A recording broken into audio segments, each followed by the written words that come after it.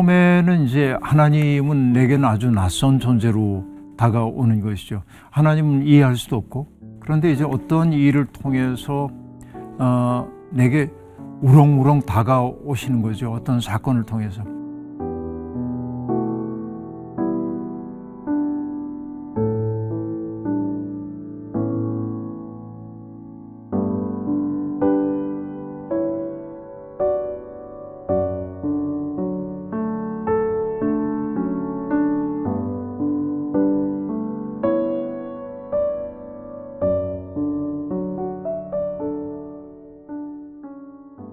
네, 많은 사람들이 하나님을 믿으면은 내 인생에 불행한 일이 생기면 안 되고, 또 우리 가족에게도 불행한 일이 생기면 안 된다고 생각을 합니다. 그래서 어떤 어려움이 우리에게 찾아올 때마다 우리가 하나님께 질문을 하죠. 하나님, 제게 이러시면 안 되잖아요. 제게 왜 이러세요? 라고 묻는 경우가 제법 많이 있습니다. 그런데 그런 사고가 갖고 있는 어떤 안타까움, 안쓰러움, 이런 것들이 분명히 느껴져요. 왜냐하면 내가 애착하고 있는 사람들, 내가 애정하고 있는 사람들이 겪고 있는 고통을 보면은 사람은 누구나 다 아파하죠. 그리고 할 수만 있다고 한다면 그의 고통을 덜어주고 싶고, 또 더 할 수 있다고 한다면은 그 고통을 내가 짊어질 수 있으면 참 좋겠다 하는 생각까지 하기도 합니다. 근데 그 사랑의 범주는 언제나 나와 아주 가까운 사람에게로 한정되어 있는 것이죠. 근데 믿음으로 산다고 하는 것은 나의 삶의 문제에 골똘하면은 어떤 대답도 얻기가 어렵습니다. 조금 눈을 돌려서 세상을 바라보면은 나만 겪고 있는 고통처럼 보이지만은 인류가 보편적으로 겪고 있는 아픔들이 얼마나 많이 있는지 모릅니다. 이 세상에 태어나고 성장하다가 병들고 죽고 하는, 소위 얘기하는 생로병사의 경험이라고 하는 것은 인간 모두가 겪고 있는 보편적 경험이고, 어떤 삶은 조금 빨리 이 세상에서 삶이 중단되고, 어떤 삶은 조금 더 길게 이어지지만, 영원이라고 하는 시간의 관점에서 보자고 한다면은 그 모든 것들이 찰나에 지나지 않을지 모릅니다. 그러니까 하나님 이야기를 하기에 앞서서 우리의 삶의 기본적 조건을 먼저 생각해 볼 필요가 있다는 생각이 듭니다. 인간은 일단 몸을 가진 존재이죠. 모든 생명이 있는 것들은 다 몸을 가지고 있습니다. 그런데 몸을 가지고 있지만은 인간이 여타의 동물이나 다른 그 피조 세계와 다른 것은 자기를 스스로 성찰하는 내적 능력을 가지고 있다고 하는 것이 인간의 차이라면 차이이겠습니다. 자기를 돌아보고 성찰하고 하는 자의식이 있기 때문에 자기의 몸의 조건에 대해서 만족하지 못할 때도 아주 많이 있는 것이 사실입니다. 짐승들은 자기에게 주어져 있는 몸적인 삶을 그저 살아갈 겁니다. 근데 사람은 그러지 못하죠. 그리고 그 몸이 빚어내고 있는 다양한 욕망에 시달리며 사는 것이 사실입니다. 기독교 전통에서 아주 위대한 영성가였던 존 카시안이라는 분이 계신데요.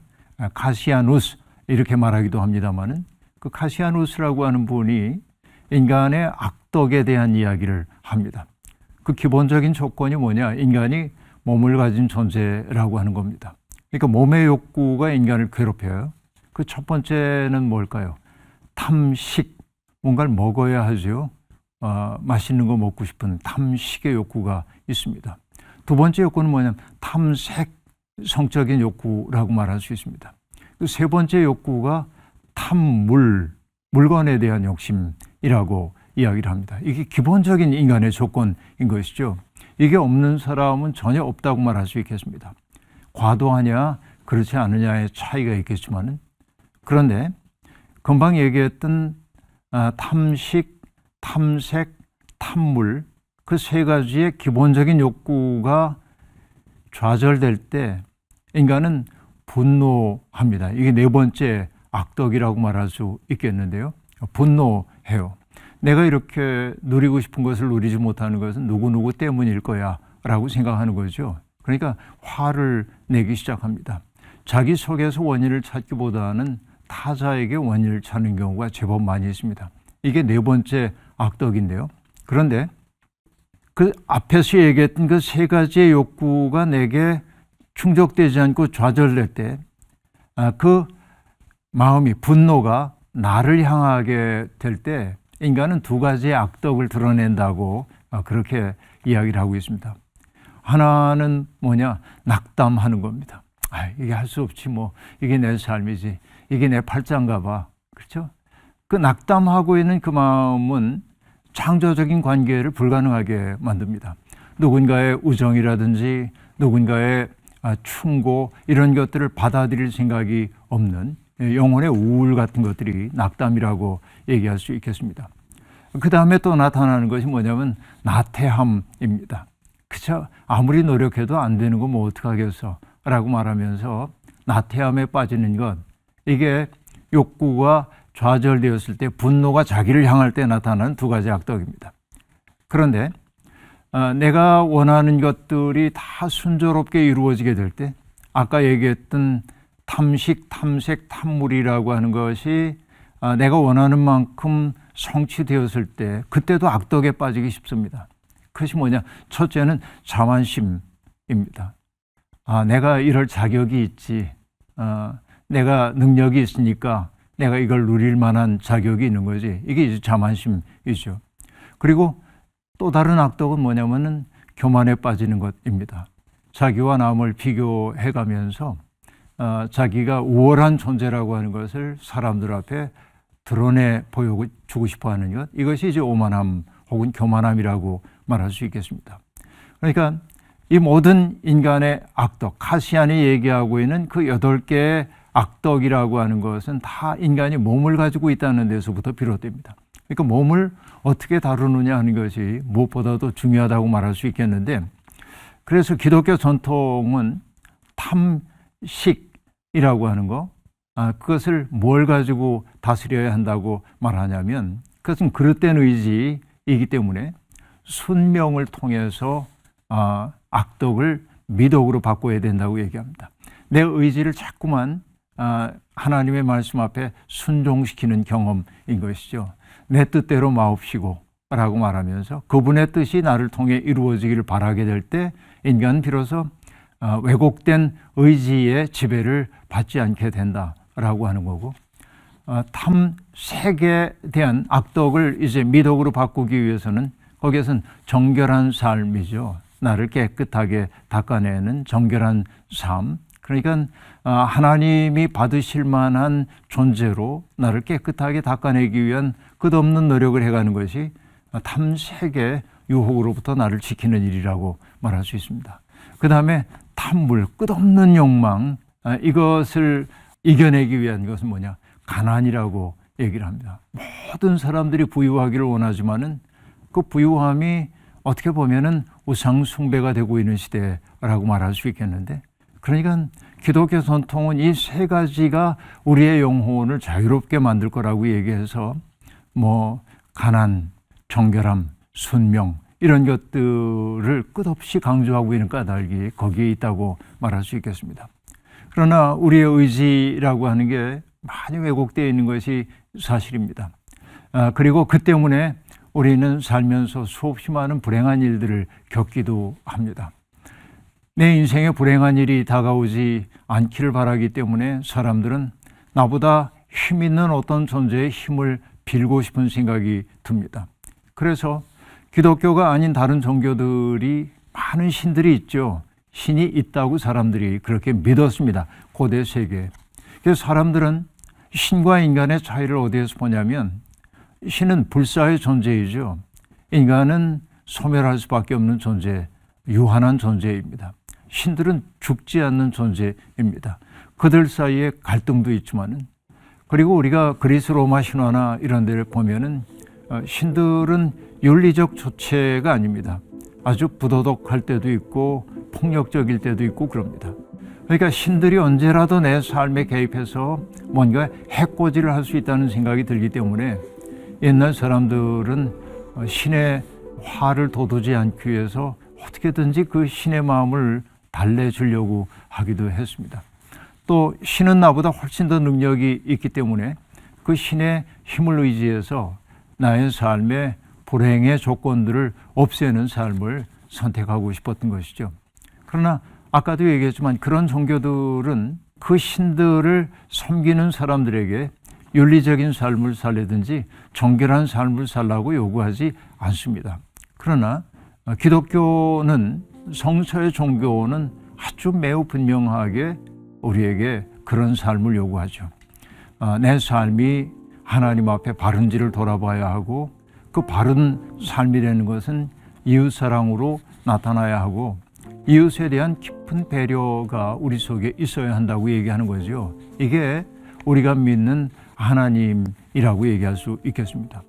근데 우리들이 하나님을 믿는다고 얘기하면서도 많은 사람들의 내적 동기 속에는 다른 종교들이, 고대 세계의 종교들이 그랬던 것처럼 하나님에게 내게 화를 내지 말아달라고 얘기한다든지, 하나님이 내게 마치 빚을 진 것처럼 내게 마땅히 잘해 주셔야 한다고 생각하는 경우가 제법 많이 있습니다. 이건 어쩔 수 없는 인간의 버릇이긴 합니다. 그러나 하나님을 믿는다고 하는 것은 나의 인생의 문제를 해결사처럼 해결해 주시는 하나님을 믿는다는 말보다는, 그것은 이제 신앙의 도입이라고 얘기할 수 있겠는데, 신앙에 성숙해지면 결국 어떤 자리에 가게 되냐면은 내가 하나님의 마음을 헤아리기 시작하고 하나님의 마음을 내 마음속에 모셔드리는 자리로 나가게 되죠. 이게 신앙의 성숙이라고 말할 수 있겠습니다. 근데 우리는 하나님에 대해서 온전히 다 파악할 수 없는 것이 이제 분명합니다. 왜냐하면은 그 모세가 호렙산에서 하나님을 만났을 때 하나님이 모세에게 말씀하시거든요. 나는 내 백성 이스라엘이 고통받는 것을 보았다. 그들의 신음소리를 들었다. 그들이 얼마나 힘겨운 인생을 살고 있는지를 알고 있다. 그래서 내가 개입해서 이 문제를 해결하려고 하는데 내가 나의 손발이 되어줬으면 좋겠다. 이렇게 얘기합니다. 모세는 망설일 수밖에 없죠. 그리고 묻습니다. 사람들이 누가 나를 보냈냐고 한다면 내가 누가 보냈다고 해야 합니까? 그때 하나님이 당신의 이름을 밝히죠. 나는 스스로 있는 자다 라고 말합니다. 근데 나는 스스로 있다는 말은 매우 철학적 담론처럼 보입니다. 그렇죠? 존재론적인 진실처럼 보입니다. 이것이 하나님을 존재로 오해하도록 만든 번역임이 분명합니다. 그러나 원래 성서의 언어에서 나는 스스로 있는 자다라고 번역된 단어는 그저 간단하게 얘기하면 나는 나이고자 하는 나다라는 말입니다. 그러니까 하나님은 당신을 존재론적으로 드러낸 분이 아니라 사건 속에서 당신을 드러내는 분으로 드러내고 있습니다. 그러니까 어떤 실체로서 하나님을 파악하는 것은 불가능합니다. 하나님은 언제나 사건을 통해서 우리에게 당신을 계시해 주시는 분이고, 우리는 하나님이 보여주신 만큼만 하나님을 이해하도록 되어 있습니다. 그러니까 이 세상에서 우리가 하나님을 다 안다고 말할 수가 없는 까닭이 그런 데 있습니다. 하나님은 언제나 새로운 사건을 시작하시는 분이기 때문에 그렇죠. 그러니까 인간의 좁은 이성을 가지고 하나님이 하시는 일을 다 이해할 수가 없어요. 이거는 당연한 인간의 한계라고 말할 수 있겠습니다. 그러니까 그 질문하신 분이 겪었던 그 고통은 정말 얼마나 고통스러웠을까 하는 걸 이해하지만은 하나님이 왜 내게 무정하신가라는 질문에 대한 답은 우리가 찾기가 어렵고, 우리가 알 수 없음을 남겨두는 것도 신앙의 일부인데, 그런 사건들은 오히려 우리에게 어떻게 살 것인지에 대한 질문을 던지고 있다고 생각할 수 있겠습니다.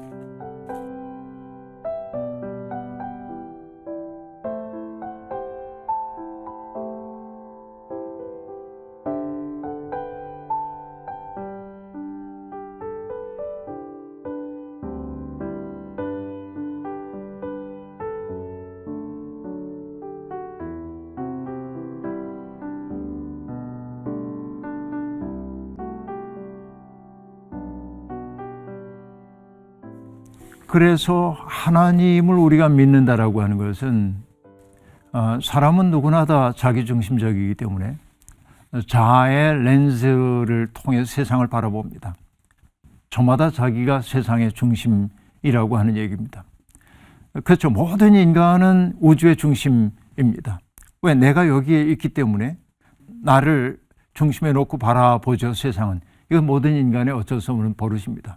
그런 의미에서 인간은 자아의 렌즈를 끼고 세상을 바라볼 수밖에 없다. 이게 인간의 한계다라고 말할 수 있겠습니다.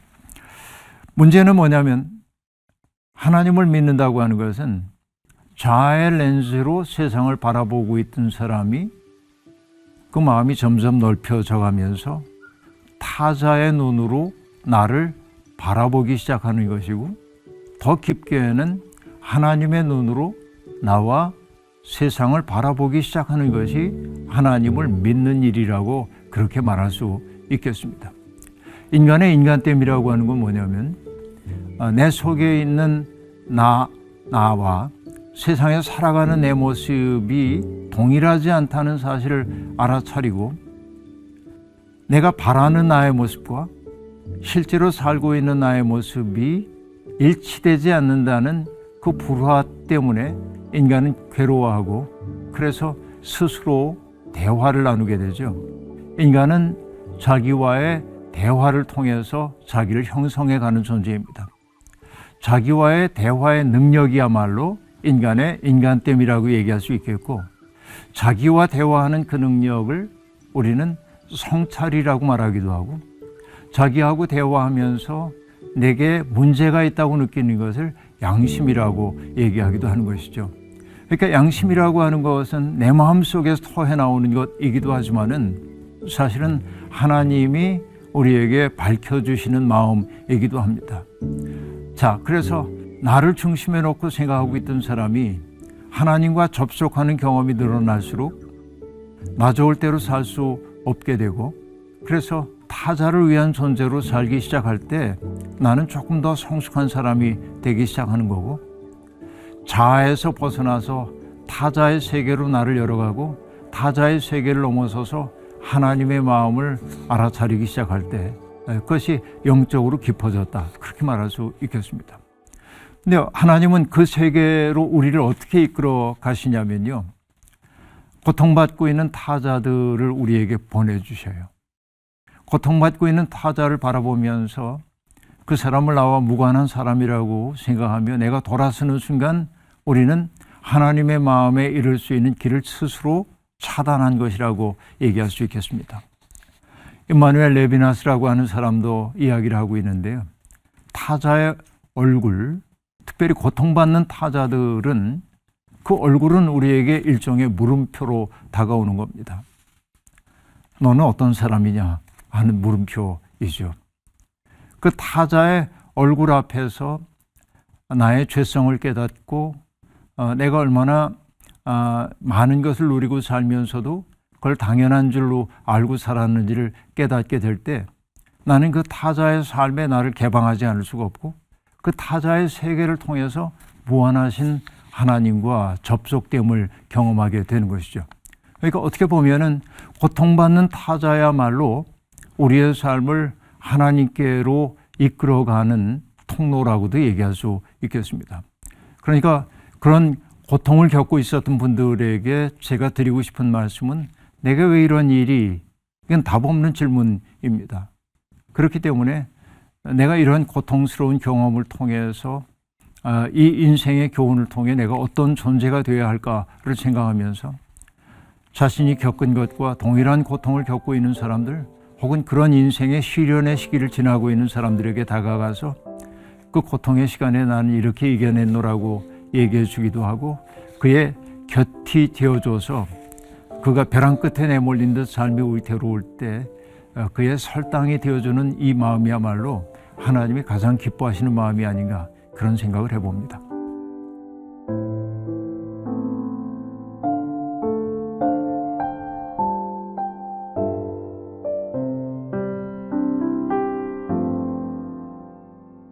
일단 우리가 전제해야 될 게 뭐냐면, 하나님에 대한 아주 일관되고 논리적인 입장을 갖는다는 것은 누구에게나 불가능합니다. 아까도 얘기를 했었는데 하나님은 늘 새로운 상황 속에서 새로운 이들과 더불어 새로운 사건을 일으키시는 분이지 인간이 예측할 수 있는 방식으로만 일하는 분은 아니라 이렇게 얘기할 수 있겠습니다. 이것이 하나님의 무한하고 절대적인 자유라고 말할 수가 있겠죠. 그러니까 우리가 하나님의 마음하고 접촉하게 되면 그 안에서 자유로울 수 있는데 언제나 내 마음을 하나님의 마음이라고 하는 큰 그 세계 속에 들어가기보다는 내 작은 마음 속에 하나님이 응답해 주기를 바라기 때문에 인생에 답이 없는 것처럼 느껴질 때가 아주 많이 있습니다. 사실 이제 하나님이 나를 소중한 존재로 대하지 않는 것 같아 라고 느끼는 까닭은 내가 원하는 방식대로 하나님이 움직여주지 않기 때문에 그렇습니다. 이걸 이렇게 정의해 보면 어떨까요? 하나님은 당신의 형상을 따라 인간을 지으셨지만 사람은 자기의 욕망을 따라 하나님의 이미지를 만들어냅니다. 하나님은 나에게 이렇게 잘해 주셔야 돼 라고 얘기를 하죠. 우리가 알다시피 욥이 경험했던 것이 그런 하나님에 대한 이해의 파탄이었습니다.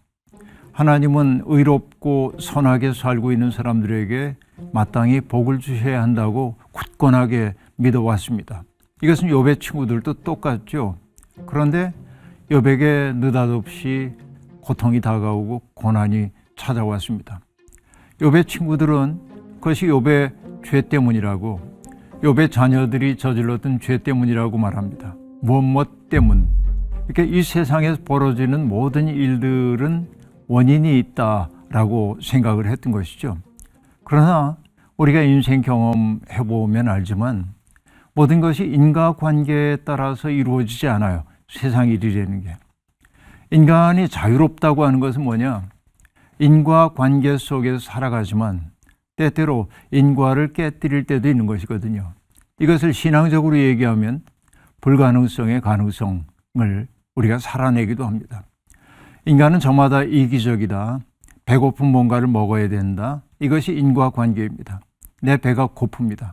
그런데 내 곁에 있는 사람이 나보다 더 굶주린 것을 봤을 때 내 배고픔 먼저 해결하지 않고 그의 배고픔을 해결한다고 한다면 인과관계의 틀을 깬 것이라고 볼 수 있겠죠. 이것이 인간의 인간됨이라고 말할 수 있겠고, 그때 타자의 세계가 내 속에 들어와서 내 삶을 바꿔내는 것을 우리는 은총이라고 그렇게 말할 수 있겠습니다. 보이지 않지만 하나님의 은총이 그렇게 작동하고 있는 것이죠.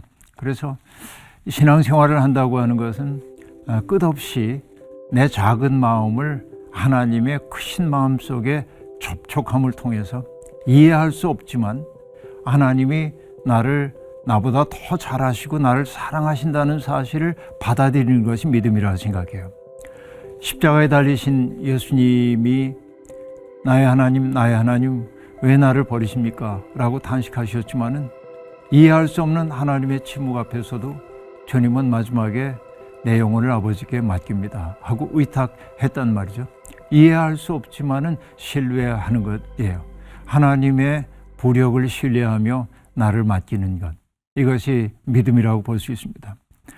우리가 물속에 빠져드는 까닭이 뭡니까? 물에서 빠지지 않으려고 몸에 힘을 주고 허우적거리면 더 빠져드는 것처럼 내 인생의 문제를 하나님이 해결해 주지 않는다고 허둥댈 것이 아니라 나보다 나를 더 잘하시는 하나님 신뢰하면서 그분에게 나를 치유해 주십사 하고 맡길 때 온전히 이해할 수는 없으나 다시 살아갈 힘이 우리 속에 부여될 거라고 생각합니다.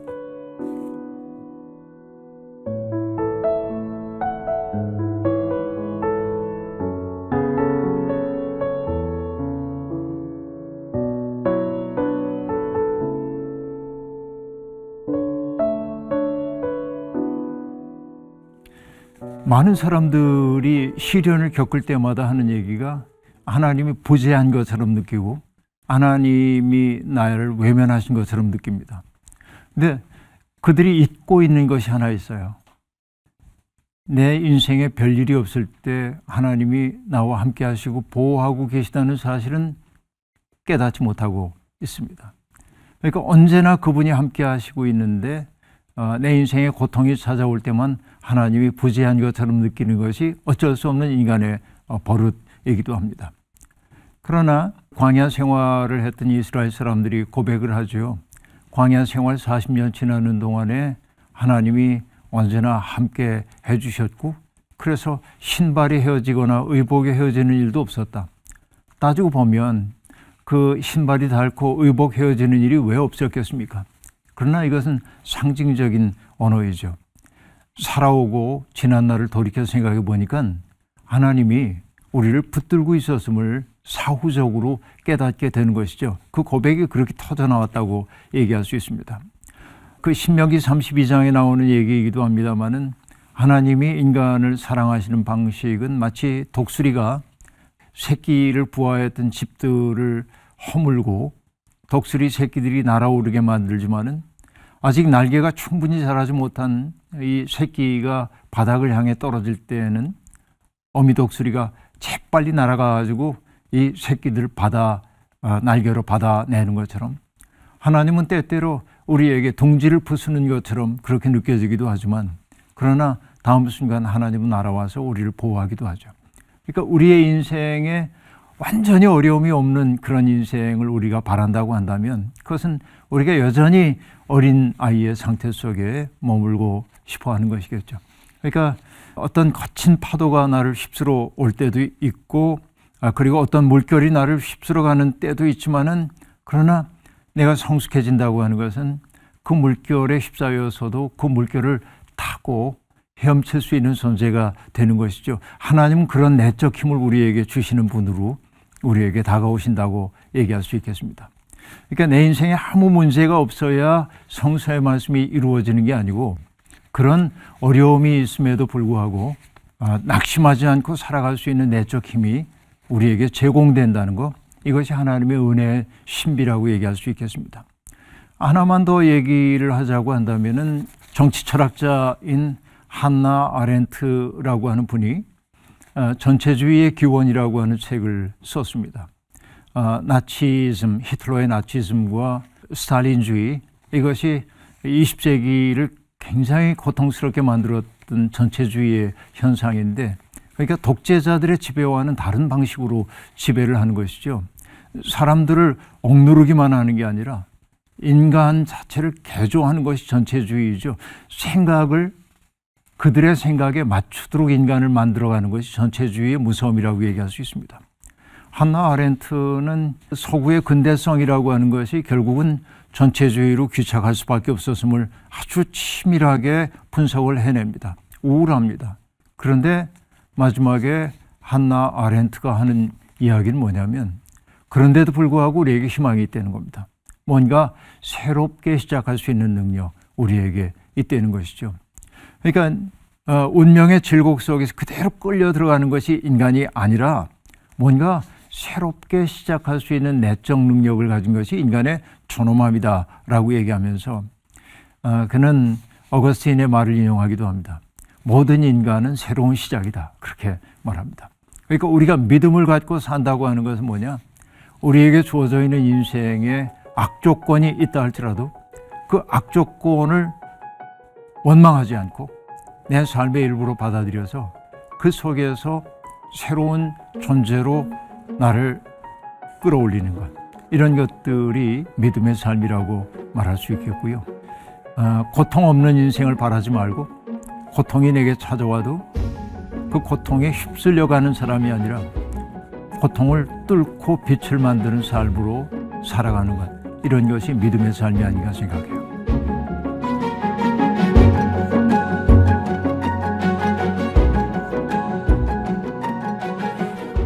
저는 그 두 가지를 다 해야 된다고 생각해요. 내가 지금 고통받고 있는데 하나님 이 고통 참 좋습니다 이럴 수는 없죠.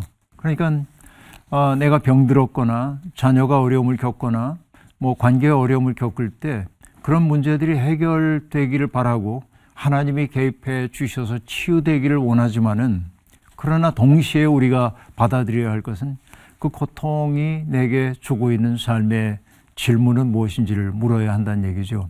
마치 야복강에서 천사와 더불어 씨름을 하던 야곱이 환도뼈가 부러지는 고통을 겪지만은 끝끝내 천사를 놓아주지 않으면서 나를 축복하기 전에는 놓아드리지 않겠습니다 라고 말했던 것처럼 내 인생의 고통의 문제를 해결해 달라고 하나님께 기도하는 것은 당연해요. 몸적 존재이기 때문에.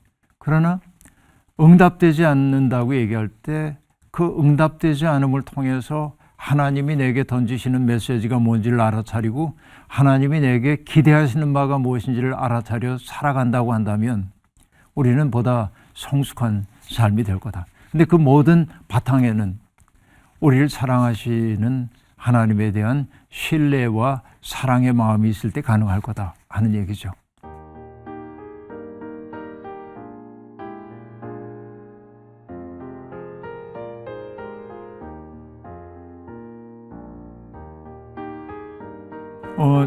처음에는 이제 하나님은 내게는 아주 낯선 존재로 다가오는 것이죠. 하나님은 이해할 수도 없고, 그런데 이제 어떤 일을 통해서 내게 우렁우렁 다가오시는 거죠. 어떤 사건을 통해서. 대개는 뭐냐면 내 인생이 한계 상황에 직면했을 때가 참 많이 있습니다. 그러니까 하나님을 만나는 사람들이 대개는 자기 인생에 곤고했던 시절, 그러니까 나로서는 어떻게 내 삶을 주체할 수 없을 때, 그때 하나님이 내게 다가오시죠. 그분은 언제나 낯선 존재입니다. 근데 낯선 존재인데 그분 통해서 내 마음이 위로가 되기도 하고 치유가 되기도 하고, 그때 내가 느끼는 하나님은 친밀한 분이죠. 나의 아버지라고 소위 고백하는 아주 친숙한 존재이고 내 인생의 모든 문제를 해결해 주시는 분으로 경험됩니다. 그런데 인생은 꼭 그렇지만은 않죠. 살다 보면 하나님이 낯설어지기도 하고 내가 만들어놨던 하나님의 이미지에 부합하지 않는 현실이 우리를 찾아와서 우리를 괴롭히기도 하고, 그때 하나님의 얼굴이 낯설어지는 경험입니다.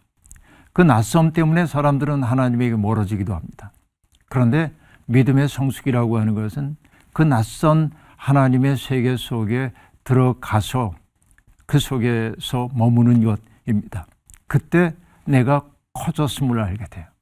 낯섦이라고 하는 것은 우리를 불편하게 만드는 것은 사실이지만은 낯섦은 더 커지라고 하는 부름이기 때문에 낯선 하나님의 모습을 내 삶으로 받아들이게 될 때 나의 세계는 넓어진다고 말할 수 있겠고, 그러면은 그때 나의 삶 속에 다가오고 있는 낯선 현실들의 직면에서 살아갈 수 있는 내적 능력이 우리에게 생기고 하나님에 대한 새로운 이해가 또다시 생겨가는 거죠. 이 과정이 반복되는 것이라고 볼 수 있겠습니다. 지금 저는 이 과정 계속 반복해요. 하나님은 지금 내게 굉장히 친숙한 분으로 다가오기도 하고 다음 순간에는 낯설게도 다가오고, 그러니까 사람마다 어떤 단계에 딱 이르렀다고 얘기할 수가 없어요. 이것은 계속 나선형 계단처럼 움직여가고 있기 때문에 그렇습니다. 그렇지 않은 발전이 없죠.